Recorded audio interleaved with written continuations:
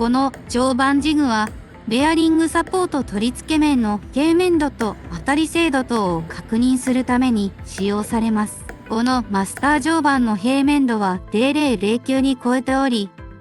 表面全体の最高点と最低点の段差は 0.5 ミクロン以内に抑えます。さらに、表面は均一黒あたりが最高レベルの 40% に達成しています。定盤の材質は廃鋳鉄 FC300 であり、手作業でのスクレーピングには約10時間を要します。